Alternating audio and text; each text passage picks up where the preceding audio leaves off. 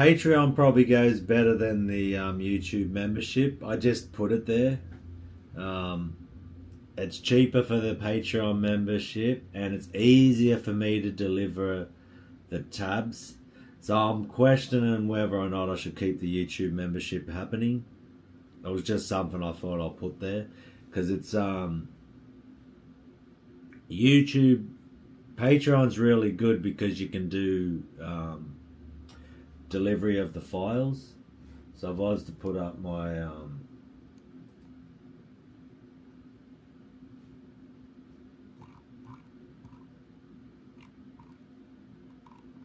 so like I'll show you one of these ones.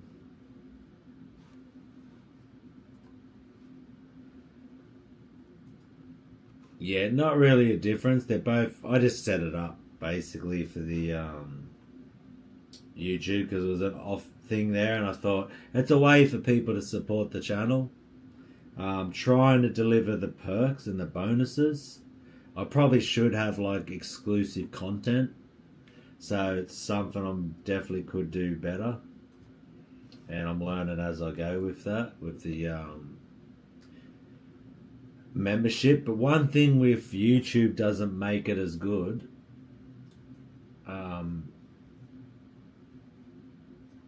And I'll show you my Patreon. So when I upload, so they're the same videos that I put on YouTube. And what I can do, like this one, I did like harmonic minor leads. You get all these files. Like each one of these videos I'll give you like, these things to keep for yourself. So whenever there's like, I did that death metal riff, you get the guitar profile. I don't know if you've got Guitar Pro or seen that. And then you get the PDF.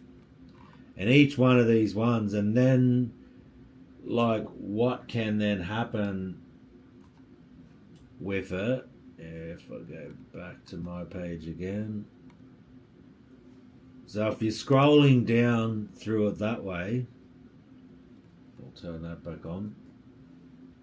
So instead of having to scroll down through it all, there's a section called collections. And then what I've done is they're all like mainly like each one of the lessons has been put here. So I've got, and this is all of this, like literally I charge, you could come into my Patreon and for $4, you get access to 65 lessons here. You get access to 31 lead guitar and scale lessons. All my easy death metal patterns and thrash metal, you get 29 of those, all for $4. I'll literally have people doing that. They'll just sign up and they will just, leave. I started this one, didn't really, that was an idea. It was like, where do I put it? Also got drum tracks you can download. So, if you went into that one, and each one of those, if we went onto it,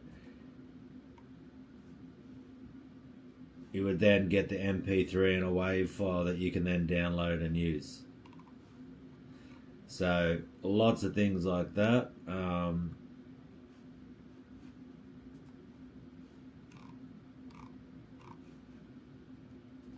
So yeah, it works out a lot better than and then same with like if I went to that one again. Each one of these, and then you can go through them a lot easier than having to scroll down through the feed like it's a Facebook feed. You got each one of them like that, and it's every single YouTube video that I've done over the last 2 years is there. No ads, so you get that. You get the videos with no ads. You get I've even dropped in, like I don't own the rights to that, but I've put in some Cannibal Corpse tabs that I got. But, I'm not really selling them tabs because it's the majority is my stuff that I've written myself, and I've written it all out. But I've sprinkled some of that in there. Carcass riffs.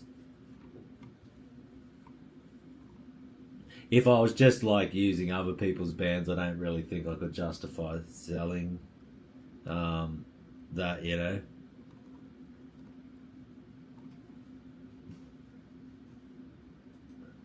And these are all, each one of the videos that I've done back to there. So yeah, you get definitely a lot of there's a lot there. So I would say compared to the YouTube membership, it's very hard to deliver. The only way I've been able to do that is then you'd have to contact me, and then I would have to email the Guitar Pro files to you. So YouTube isn't helping. Like Patreon is set up way better to deliver my lessons, and I don't know if you got Guitar Pro Stump. So if I was to open up one of these ones,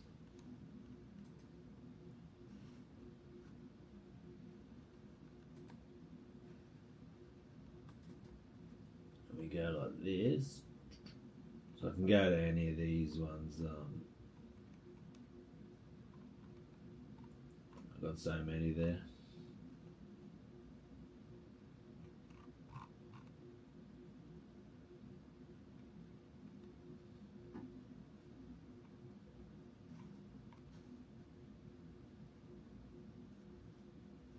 What is this one?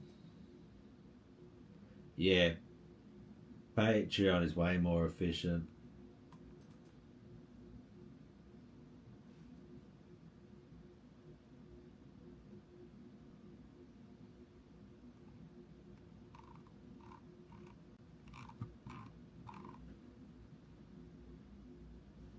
What has this one got?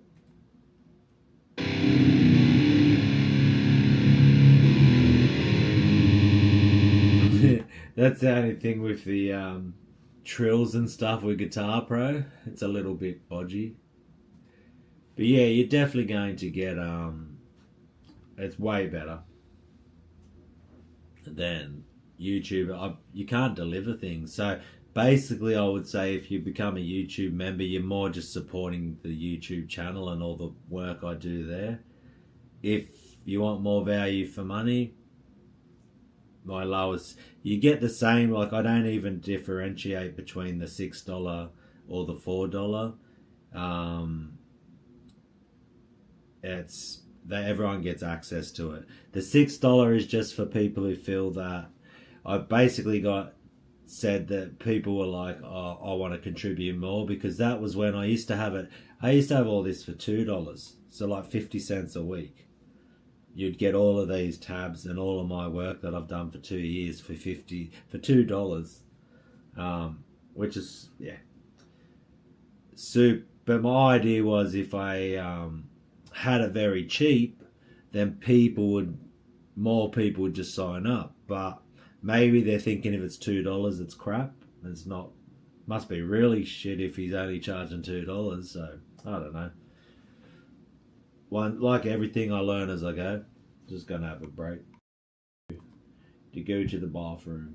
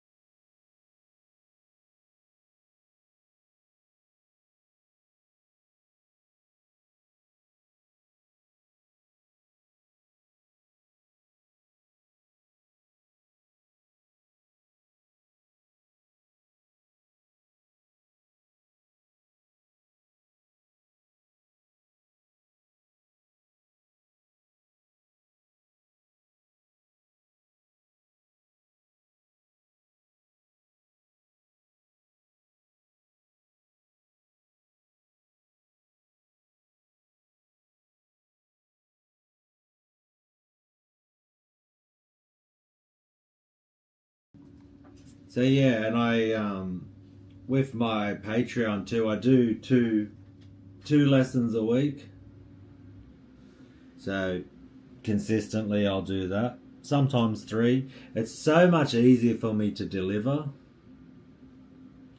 Play some heavy palm muted riffs. Ugh. I'm probably not in the performance mood right now. I'm like, ugh. So, what should I play it on? I don't know. I've got so many cables here right now. Play heavy palm muted riffs, eh? Only if you put some coins in my jar. And I've got so many cables here right now.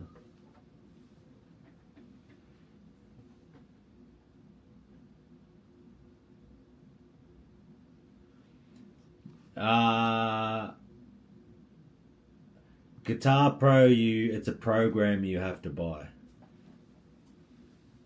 So I'm not affiliated with Guitar Pro or anything. It's just at the moment is the best software program that we have available.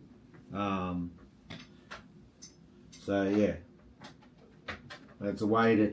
It doesn't sound the greatest, like when you hear trills and stuff, but it's in time. One good thing about Guitar Pro is you can loop sections. So I'll show you that, how Guitar Pro works. PDF, because all you're seeing is it's like reading off a piece of paper and you have to imagine what's happening. If you're just watching the video and you're playing along, no worries, you have a great day, huge nerd, or morning. Get some rest, mate. So, with Guitar Pro, I'll show you one of those. One of my riffs. So, that I tabbed out. We'll go. And I'll show you, like, this is my, like, if I open this one up.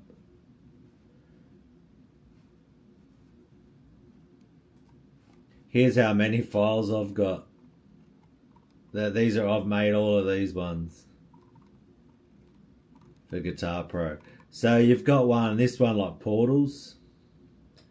When was that one? 31st. So what is that one? We'll open that one up. So what's really cool about Guitar Pro, right? And I might have to I'll mute the desktop so you can hear it just coming out. Now, it doesn't sound the greatest. Why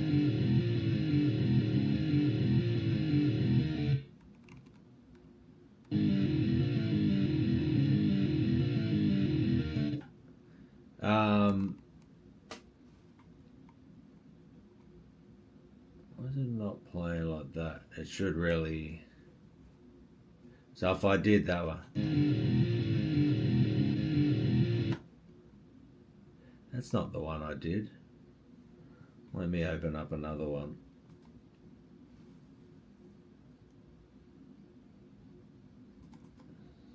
There we go. That's what I want.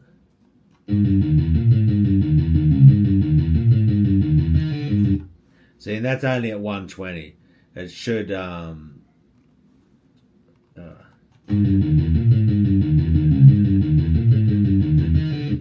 if we what you can do, you can just loop like that section.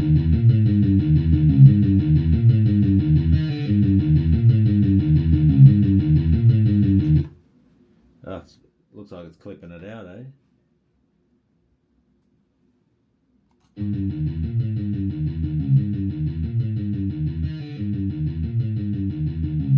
Now, what's really cool about Guitar Pro is I've written this one in C standard, okay? So then what you can do, and I might have to, well, grab me, is that the square of me, right? So what you can now do with Guitar Pro is you come up to here, and I think the only thing I would say not the greatest is the sound of it, but the fact that you got the timing, the riff, all of that. Now, say your guitar is in E standard, okay? What you can do is then click on here, put it in standard tuning, keep the fingering. Now it's in standard tuning, and you can play along now.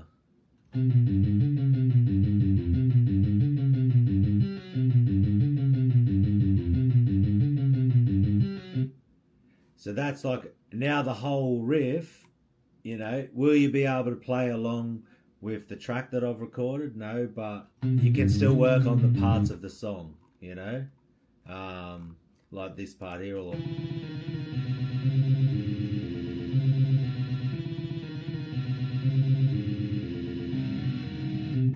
So you get to work on each part of the song.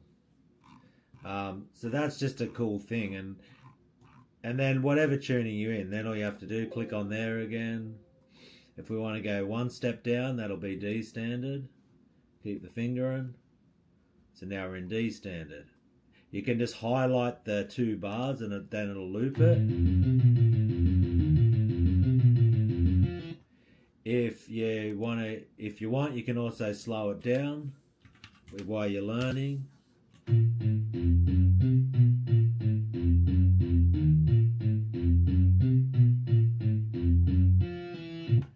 So it's definitely a cool thing, I would say, to just another cool tool. So now you can actually have the timing of it. You can slow things down. You can change the tuning. I would recommend that as a teaching tool. But yeah, so that's basically Guitar Pro right there. And yeah, it's not a bad thing. I like it. And each one of my YouTube videos, if I've tabbed it out, a lot of the time, yeah, PDF works because I'm just giving you more, like if we went to let's do it easy to do.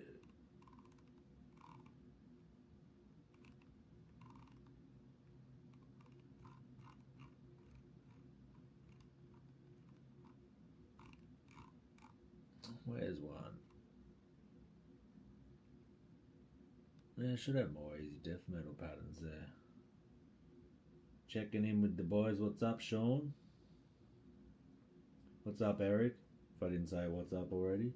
So, yeah, I like it. What's this one? And you can also get, here's your PDFs. So, if you wanted that one.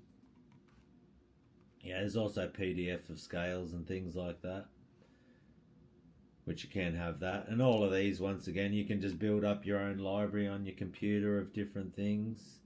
You can, what did I write with this one? Here's Finesse Fate in a PDF. So this is like,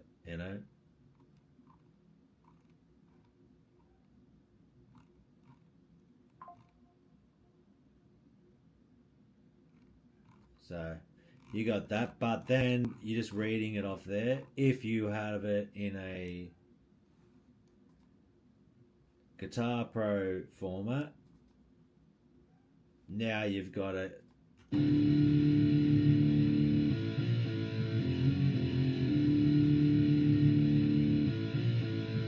then if you just wanted to, loop this section,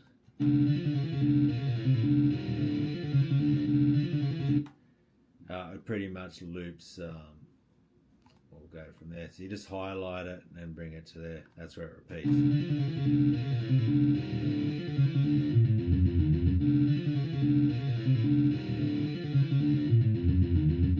And if that's too fast for you, then you just go here, slow it down.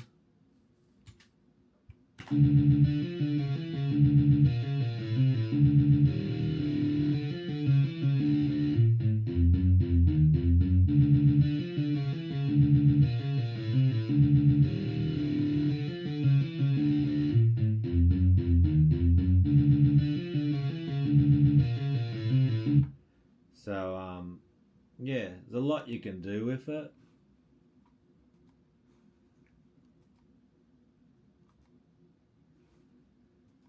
I just would say the way it sounds isn't the greatest. I think Guitar Pro definitely needs to fix its sound engine, you know, but that's where we are in 2025. It's definitely a space. You imagine like if it sounded like Neural DSP, that would be awesome. So it's definitely something missing right there, but it is what it is. So now we may as well, I'll light up some, what we got there? I always say, yeah, I'm only going to do, it's already been nearly an hour. Man, it goes fast when you're live streaming, eh?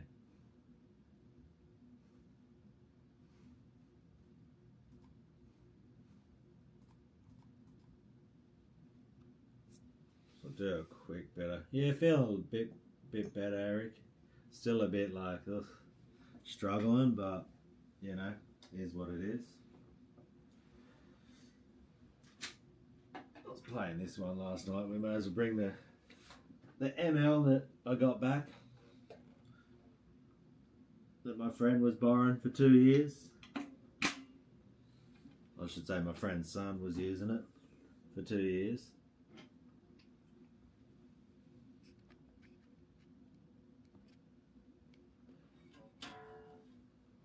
What have we got here, eh?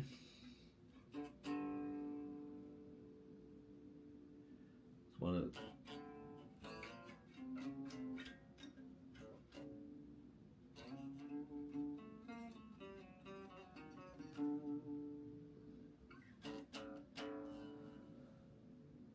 So we've got number 2.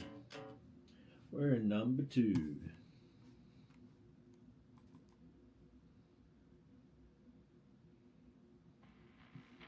We use this one.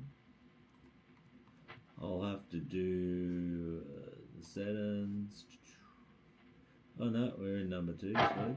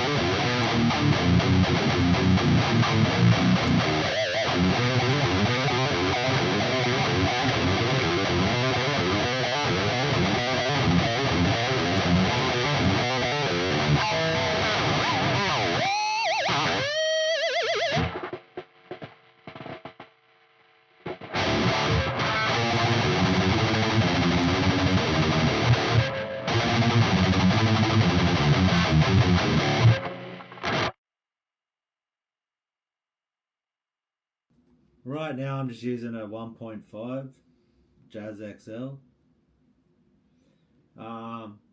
Any tips to get a cleaner picking attack? The thickness, that's a 1.5. I think that definitely helps, the thicker the pick. And a cleaner picking attack. I suppose you've just got to focus on, that string. Like, I don't know, how would I explain that? A cleaner picking attack. It's just lots of practice, I suppose. Like, it's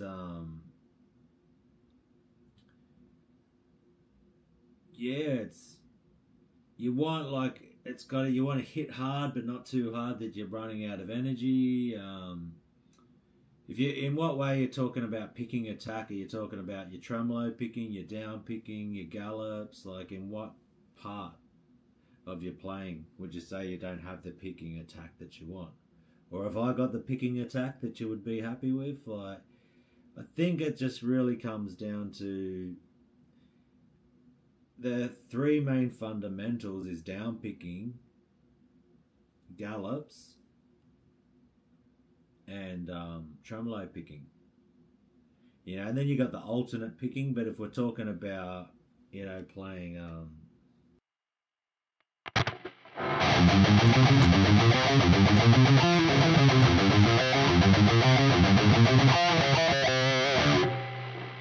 so if we're talking about doing single note stuff like that, then it's like small.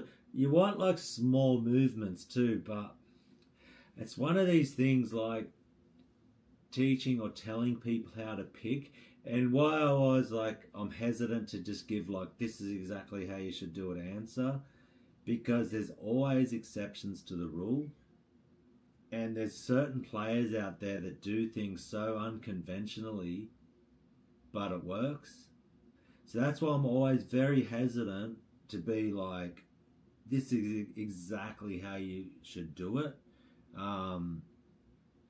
Because there is room for sort of like a more sloppy approach, or, sloppy, like, some people are all about the economy movement and that, and some people are just beasts.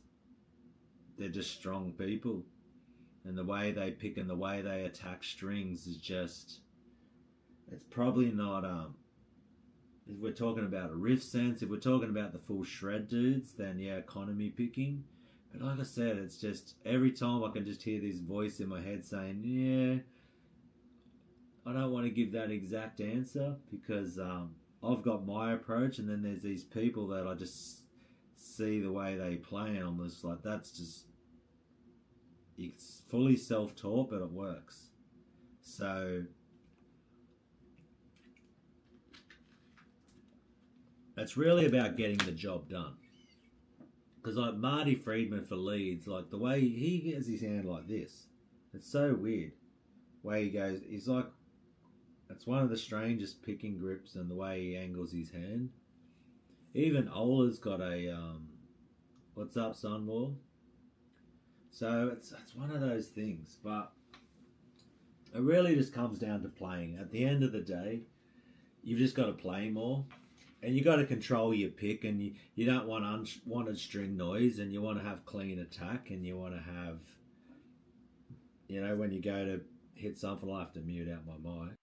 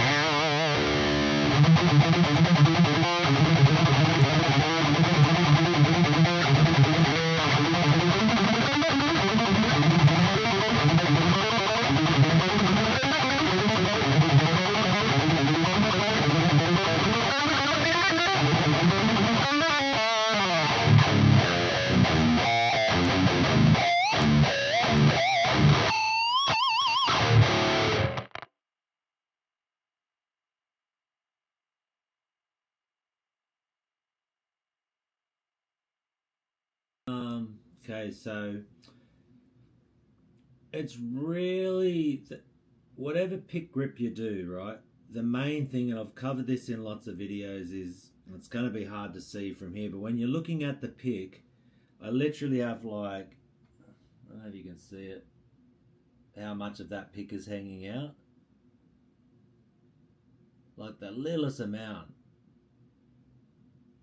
And I think most people's problem, there are certain ways you just got to hang on to it, okay? You can tell by how when you're playing, there's like a resistance. If you're at a weird angle and it's sort of, obviously you don't want to be attacking the pick, the string, like say the string's this way, you wouldn't want the pick straight. So you've got to find that point, it doesn't have to be dead straight, but a little bit like that, whatever, you'll just know. Most people's issue is they are getting too much of the string.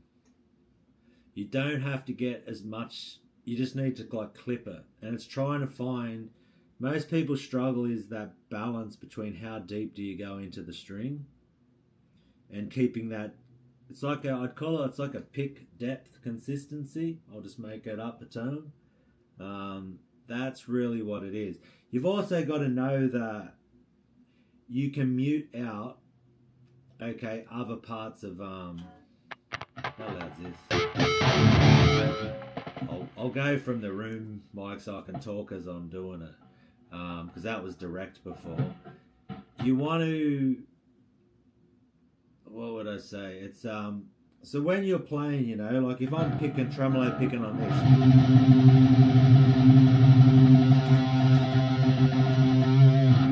what I'm doing when I'm doing a tremolo pick note, it's unconscious that I do it now, but when you're holding a note, the bottom of this finger is muting out that other string.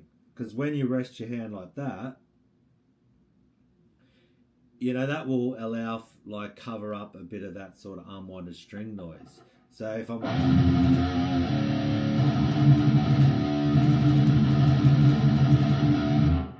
on that one, if I'm on an open string, then I'll rest this hand up. I've got these fingers, I'm covering the strings and I'm muting them out. So if I was to bump them, then it's going to cover that up. Same when I go for it's just your hand will naturally just fall onto those strings below it and they'll mute it off. Same if you're like here, I don't know if I'm always muting or it's a mix between both. And I swear it's just like something that you unconsciously just get used to doing. And then there's a place where you actually just have to be clean when you hit the string.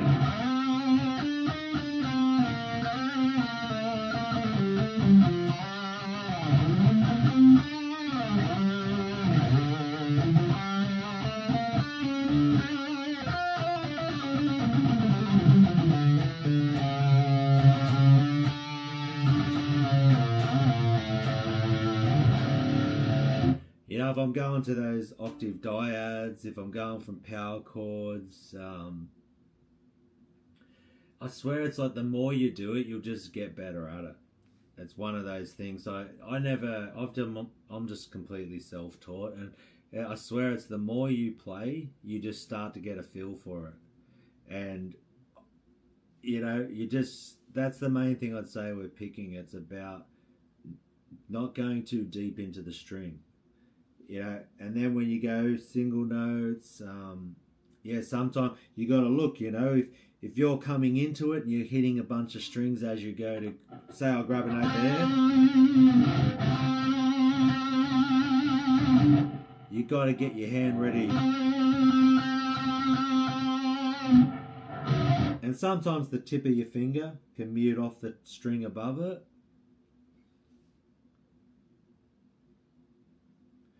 I definitely get stuck in boxes too. Like you'll see, my favourite box shape I get stuck in is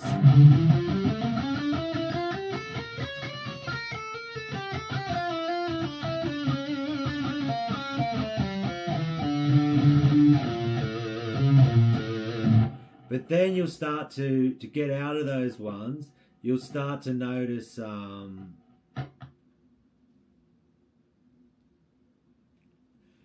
you'll know that like the 11th fret, the 8th fret and the 7th fret is the same note here.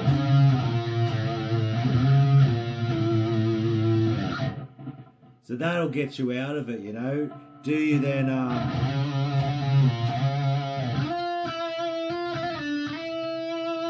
but are you to get out of the box shape, you're not, see they're the same note.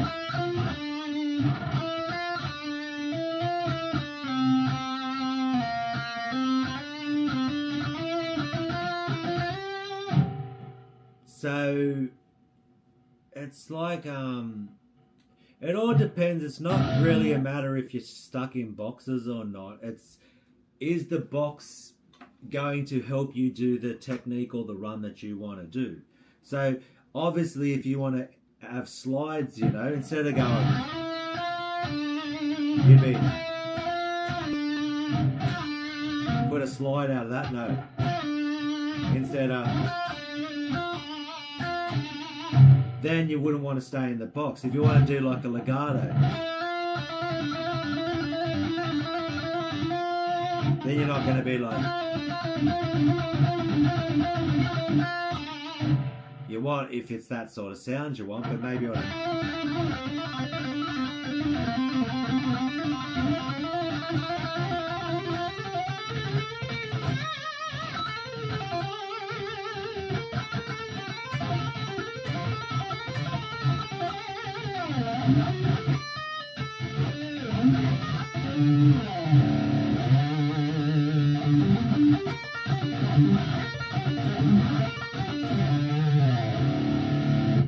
it all depends what you're trying to achieve with because box shapes are good if you'd want to do a like a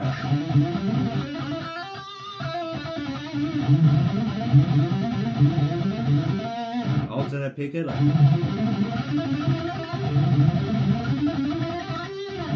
they're perfect for those type of runs. But if you want to have, you know, slight, then you, and then once you know a full bend, you know that's bending to that note. So if I'm full bending on the 15th fret, then I can slide to the 17th fret.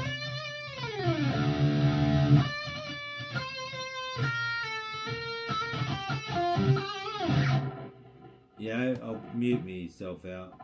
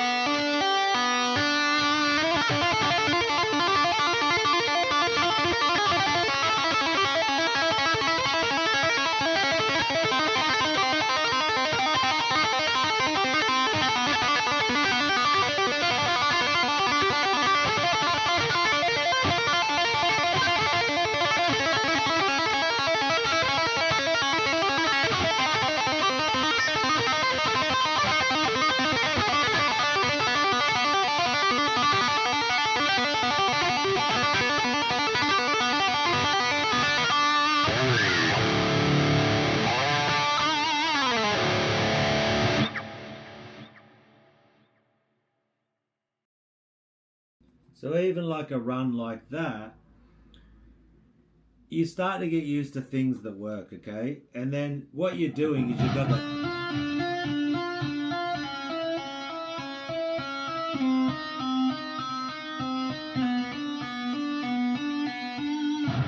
And then all you do is you're putting in this melody over it.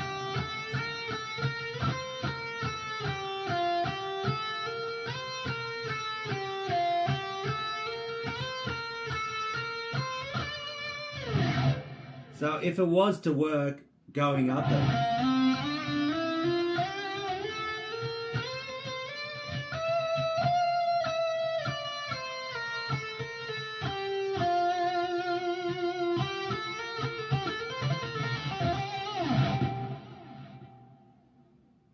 yeah, do that like Kenneth's saying. Learn other people's leads, because I definitely, there's licks from things I've learned, like one of the first ones.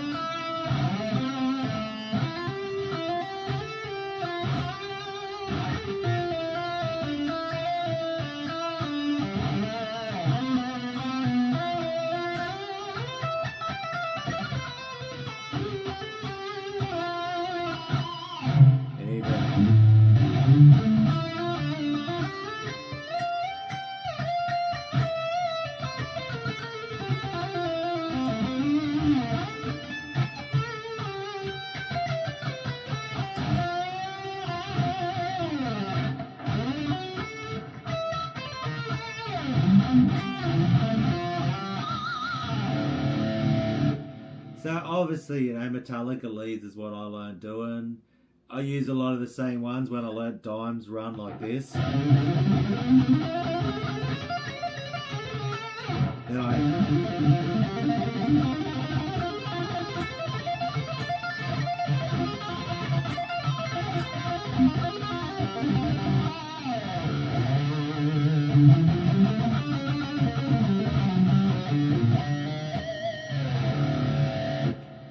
you start to get used to it. And how I started to go up and down the neck, you'll notice you can either do it from the scale approach where you know all your scales, but I just started using your ears, and like...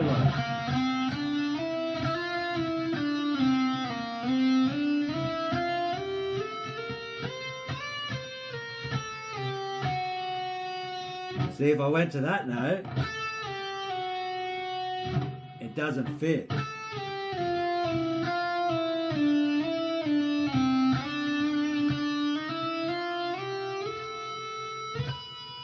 Even that one.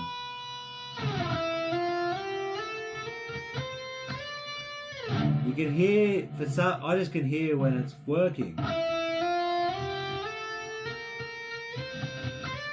Instead of... But sometimes you might want that.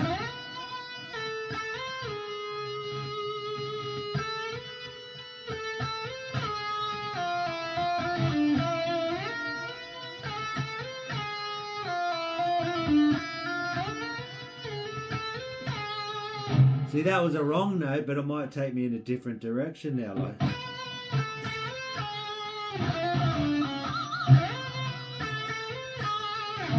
do I want to like...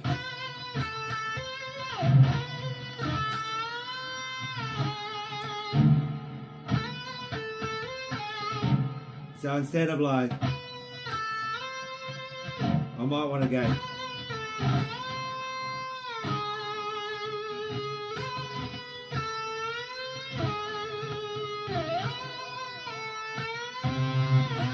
Because I'm trying to get to that note.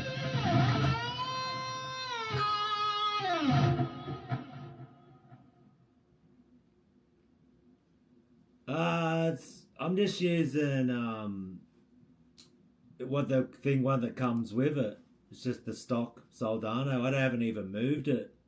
I haven't even moved the mics. It's how it's set up when you open up the plug-in. So just wherever they had it set, and just a 57 and a 421. That's it. I haven't even touched that. All I do is do the amp settings and do some boosts and things, and got a bit of delay. And but see, I do a lot of that. I'm very much, when I play, I'm experimenting with, I just hear little melodies and then I'll be like, and then we'll go to that and then I'll be like, okay, instead of like, I could be,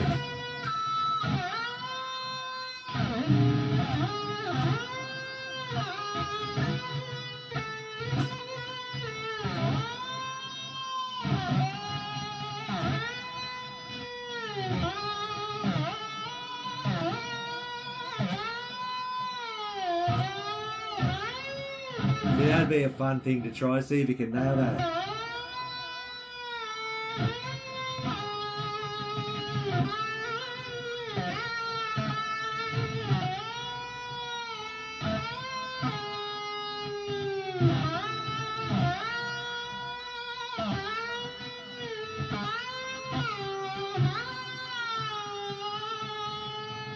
Try get the pitch.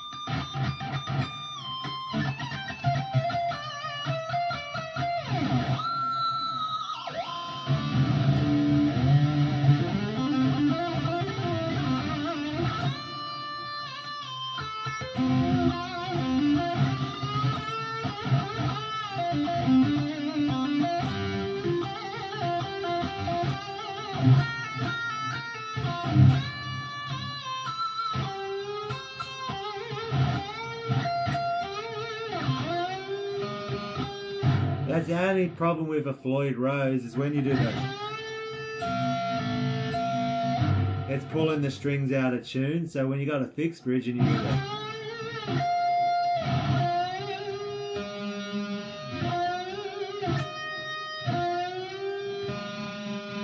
It's a pain in the ass when you do that one.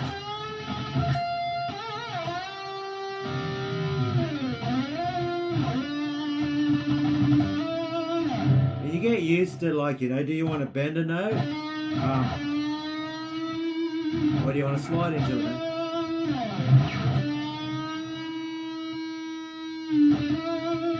Do you want to bend with vibrato?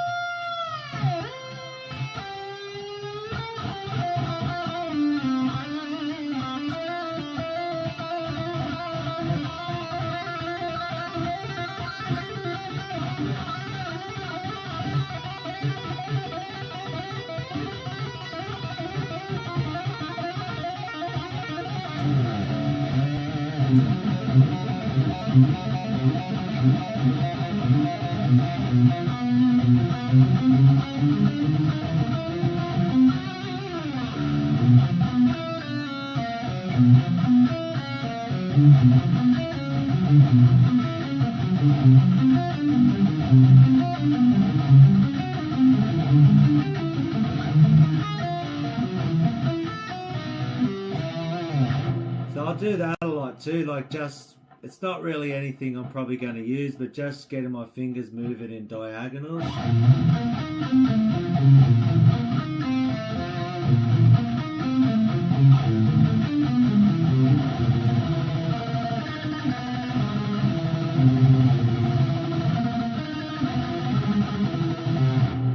Not too bad, it's sort of a bit freaky sounding, but then, as I'm doing it, if I do that,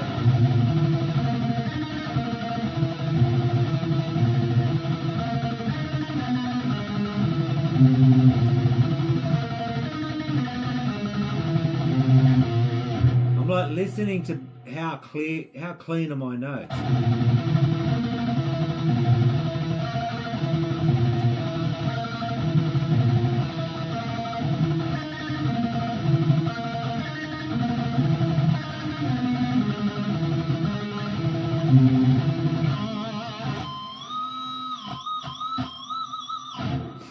always got to grab, pinch. But see, it's little movements, right? And it's about focusing in on where your slop is, okay? And trying to go, well, a lot of the problem would be if it's too sloppy, like if I've got a big picking motion and I'm going...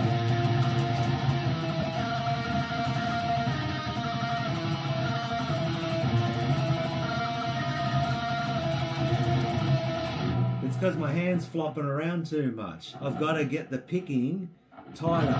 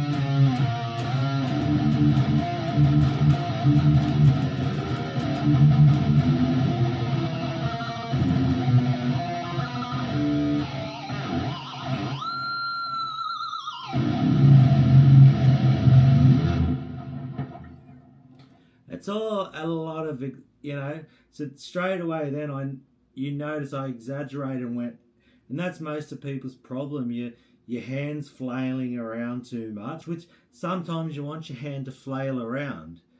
It's only when you're trying to achieve certain things, when you want those clean notes.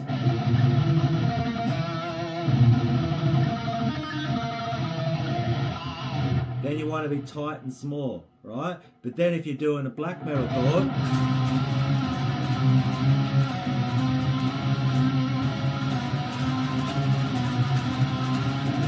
you want your hand freaking going.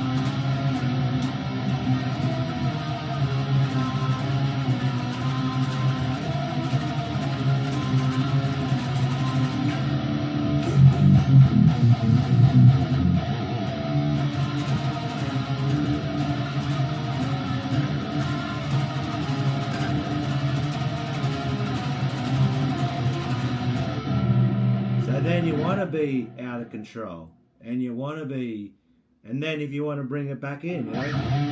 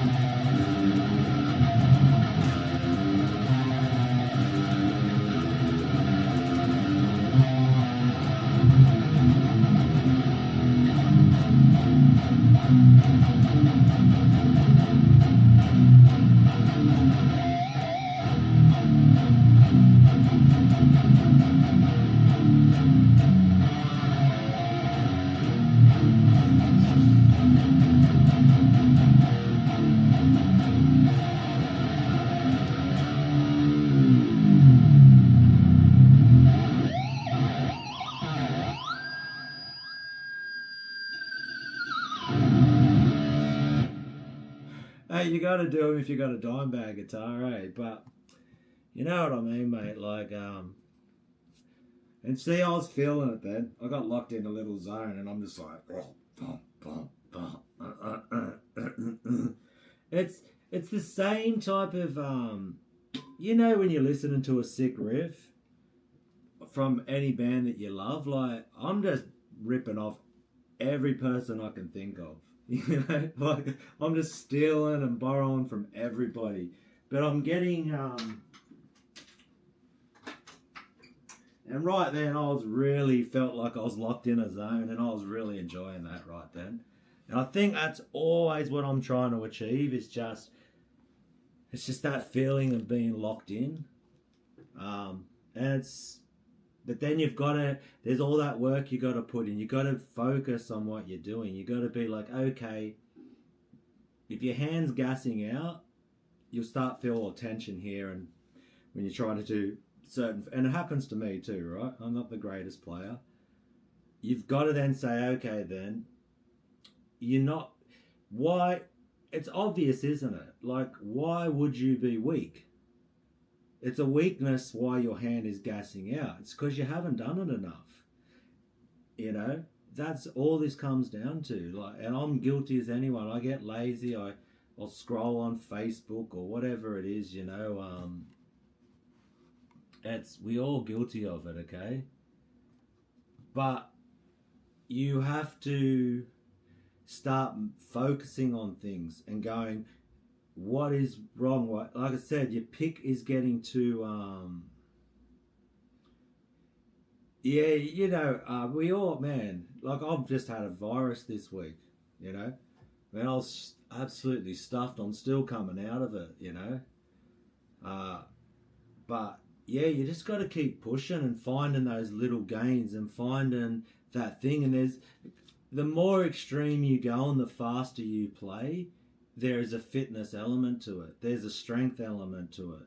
You know, but it doesn't always mean that the strength isn't always like lifting weight strength, like you can push hard like that. Sometimes the strength is in the knowing how to just back off a bit, if that makes any sense. It's about being conservative with your energy, okay, and understanding that big, like your fingers flapping up really high off the fretboard, you're going to take more energy to bring them down.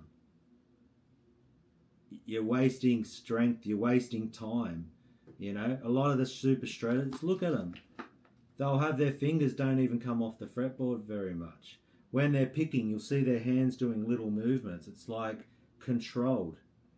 Because the more you're flapping around and you're wasting energy.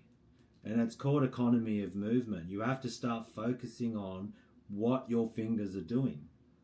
You know, is your hand in a comfortable position?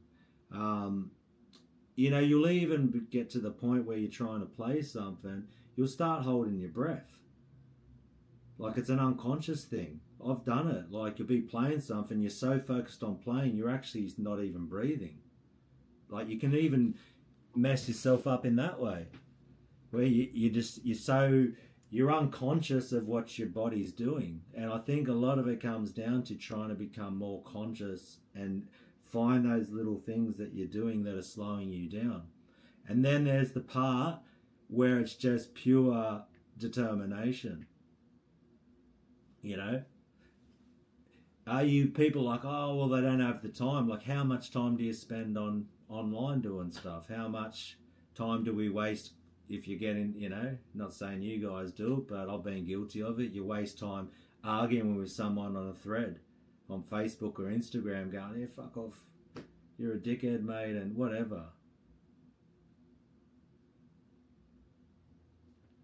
There you go. Pro off.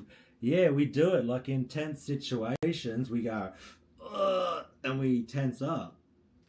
And without oxygen, we start doing dumb, yeah, we compound, and you'll even learn it. Like it'll be a learnt behavior that when you're in a certain situation, you'll be like, ah, and you'll tense up and you'll stop breathing.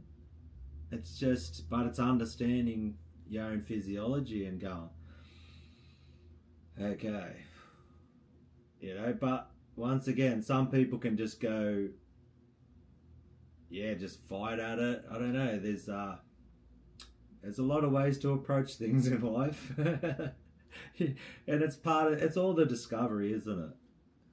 But you got to push yourself sometimes too. There's no way around that. Like, something that you're finding difficult is difficult because you're not putting in the work, and that's all there is to it. There's, it is going to help you.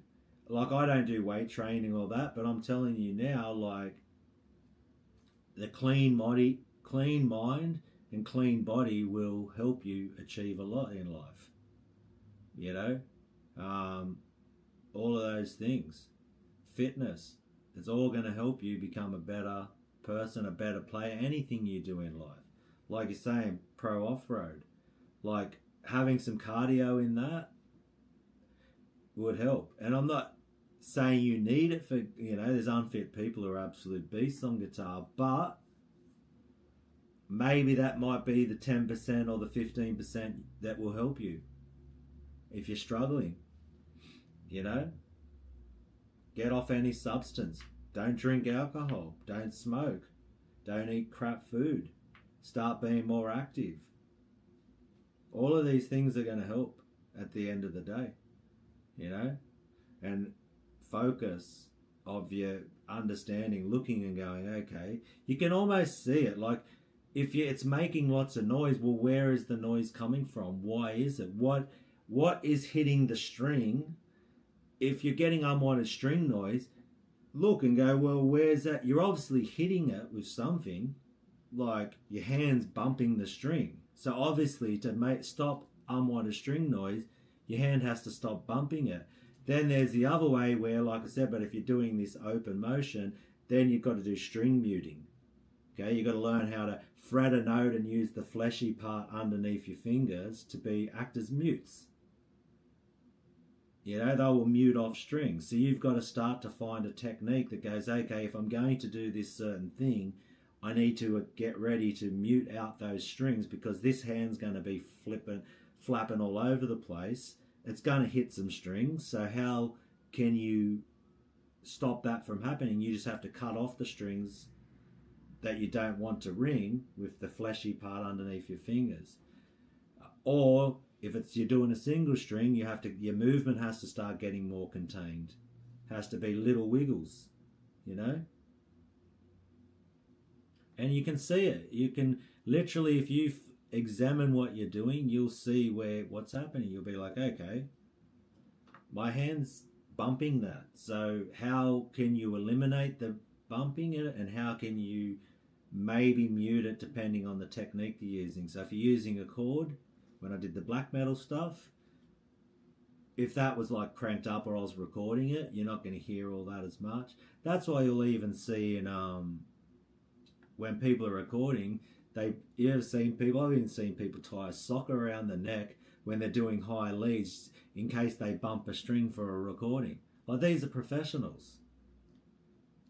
Muting off strings just in case they bump one, and in the recording you'll hear a meh, because it's different. In the moment you can get away with a little bit more, but when you're recording, it's recorded till someone erases it. So it's just, man, the more you do it, the better you will get. That's bottom line,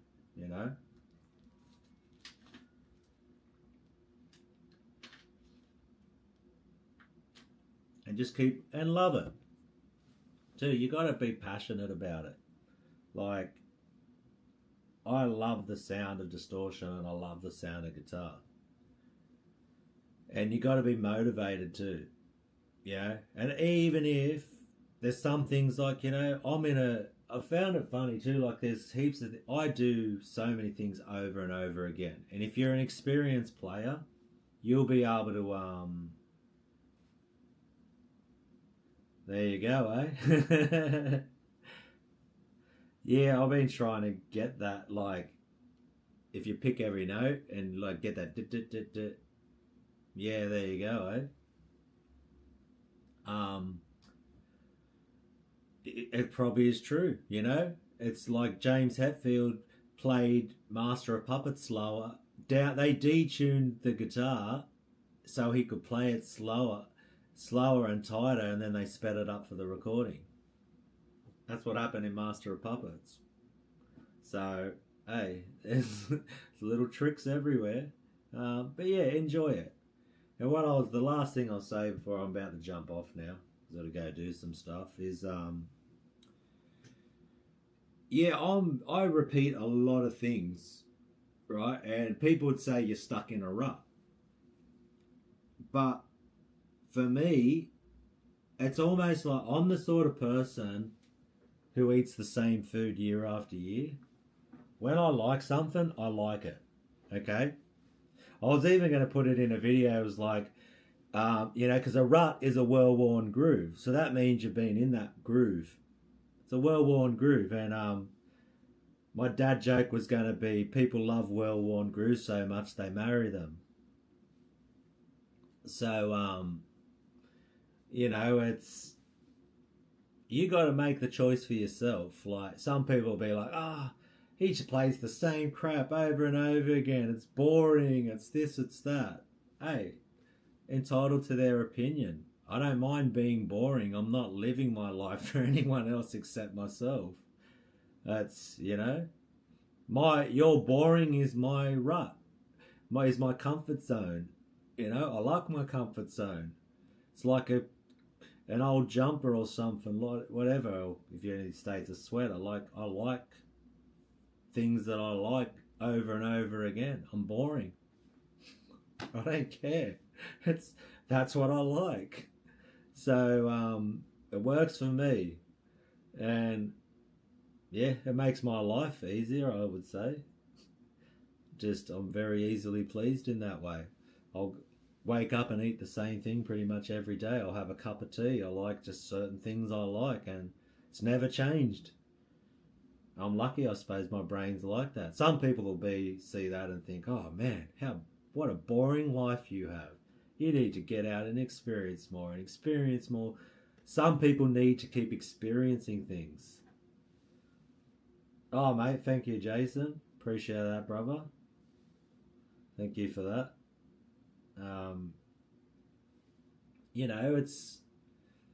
But I'm lucky in that way.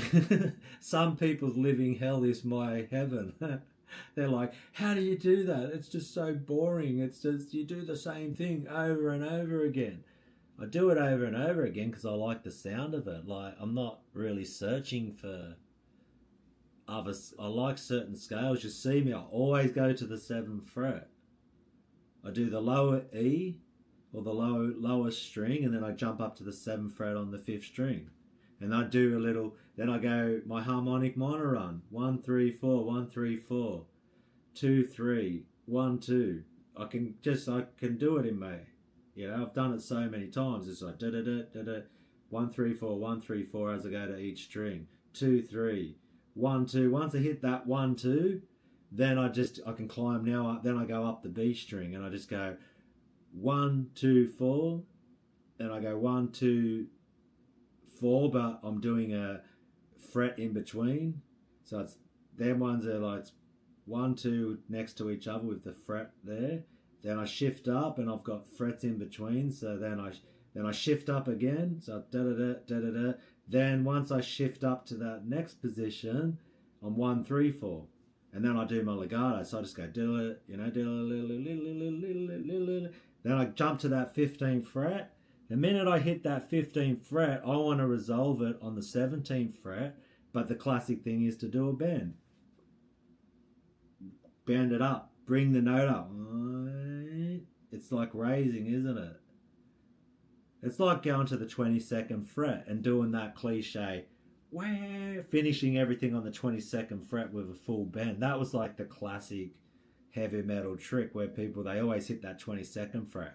And you're doing a full bend to the octave, which is the 24th fret on the high E string, because if you're in E, which most things were, the resolution and to tie everything off is to finish on the octave or the high note.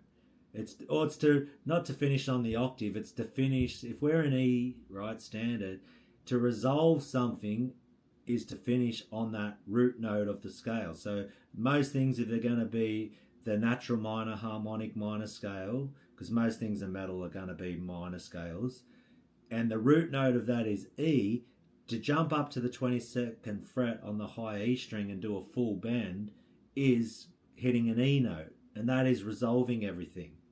That's why it sounds so like it's complete. It sounds so satisfying to people. Then we can get into start, like I could keep going and going on all this stuff.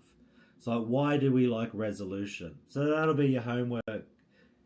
You know, research resolution. Like is resolution a trained thing in society? Is it because all music we've heard resolves since we were children in nursery rhymes and that? Why is resolution important to humans? Is it a learnt thing, or is there something about that? I'm thinking it's just something we grew up with and it sounds right. Like it's like a musical language, but it's very conventional to things to resolve on the root note of whatever scale that you're playing. But the unconventional thing and the thing to create tension would to be stop before the last, that E, and stop before you have resolution. And then it creates tension because it's like people feel like, why did you stop there? Like, that's not right. There's no completion. But that is a tool that you can use to mess with people's heads or to create a feeling or an emotion in music because we want things to resolve. Or maybe you might just hang out that unresolved note for a while, go backwards, and maybe towards the end somewhere, because you're going to keep people hanging on and they're going to go, when are you going to resolve this? Like, you need to finish on E. You can't finish on another note. What is that? That's not right. And you'll know what I'm saying. It's yeah, maybe I need to do a video on resolution. But yeah, they're all little things. The more you think about it, you'll start to see what's happening. And you enjoy it. Man, that's what it's all about. If this isn't fun for you, the exploring, the practicing, just playing distortion and riffing out, if that isn't fun to you, that's going to be half your problem. It's just got to be fun, you know. And we'll wrap it up there, people, because I got to go get some housework done today. So thanks for hanging out. As always, I said I'm only going to go for 40, 30 minutes, and here I am, bloody 2 hours later or longer. But yeah, thanks Jason for that super. Appreciate it, brother. And yeah, if you've go grab your guitar, mate, and go play something and light up some riffs, or just listen to music. But hey, have a great day, and thank you for tuning in, and appreciate your support as always. So